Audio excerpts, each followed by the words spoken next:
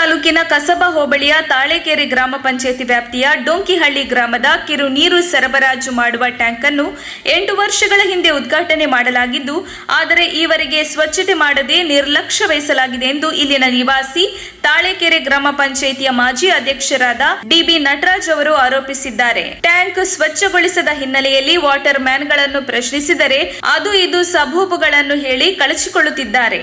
Tank ಅನ್ನು ತೊಳೆಯುತ್ತಿಲ್ಲ, ಮೇಲ್ಭಾಗದಲ್ಲಿ ಮುಚ್ಚಳ ಇಲ್ಲ ಎಂದು ಉಡಾಫೆಯ ಉತ್ತರ ನೀಡುತ್ತಿದ್ದಾರೆ ಎಂದು ಅವರು ಆಕ್ರೋಶ ವ್ಯಕ್ತಪಡಿಸಿದರು. ಈ ಕೂಡಲೇ ಟ್ಯಾಂಕ್ ನಿರ್ವಹಣೆಯ ಬಗ್ಗೆ ಗ್ರಾಮ ಪಂಚಾಯಿತಿ ಅಭಿವೃದ್ಧಿ ಅಧಿಕಾರಿಗಳು ವಾಟರ್ ಮ್ಯಾನ್ಗಳಿಗೆ ಸೂಕ್ತ ನಿರ್ದೇಶನ ನೀಡಿ ಆತನ ಮೇಲೆ ಕ್ರಮ ಕೈಗೊಳ್ಳಬೇಕೆಂದು ಒತ್ತಾಯಿಸಿದರು. ಅಲ್ಲದೆ ಈ ಭಾಗದಲ್ಲಿ ಚರಂಡಿಯನ್ನು ಸರಿಯಾಗಿ ಸ್ವಚ್ಛಗೊಳಿಸದೆ ಹಾಗೆಯೇ ಬಿಡಲಾಗಿದೆ. ಚರಂಡಿಯಲ್ಲಿ ನೀರು ನಿಂತು ಸಾರ್ವಜನಿಕರಿಗೆ ತೊಂದರೆಯಾಗುತ್ತಿದೆ ಎಂದು ಅವರು ಹೇಳಿದರು. ಈ ಸಂದರ್ಭದಲ್ಲಿ ತಾಲೂಕು ಛಲವಾದಿ ಮಹಾಸಭಾ ಅಧ್ಯಕ್ಷರಾದ ಡೊಂಕಿಹಳ್ಳಿ ರಾಮಣ್ಣ, ವಸಂತ್ ಕುಮಾರ್ ಹಾಗೂ ಗ್ರಾಮಸ್ಥರು ಇದ್ದರು. ವರದಿ ಸುರೇಶ್ ಬಾಬು, ತುರುವೇಕೆರೆ. 7-8 ವರ್ಷ ಆಯ್ತಿದ್ದು ಟ್ಯಾಂಕ್ ನಾನೇ ಮಾಡಿದ್ದು.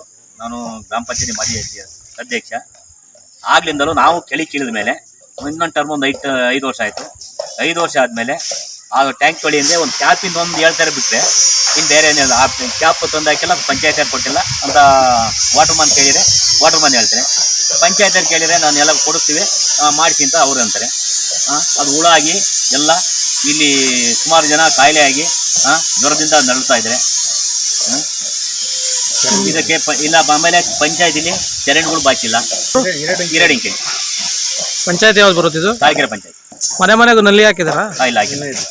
ಇಷ್ಟೊಂದು ಕಿರು ನೀರು ಸರಬರಾಜು ಅಷ್ಟೇನಾ ಇರೋದೇ ಈ ಸರಬರಾಜು? ಅದನ್ನು ನೀಟಾಗಿ ತೊಳೆದಿಲ್ಲ. ಎಷ್ಟು ಮನೆ ಇದೆ ಇಲ್ಲಿ? ಇಲ್ಲ 3 ಮನೆ ಇದೆ. ಎಷ್ಟು ಬೋರು ಇದಕ್ಕೆ? ಬೋರು 2 ಬೋರ್ ಇದೆ.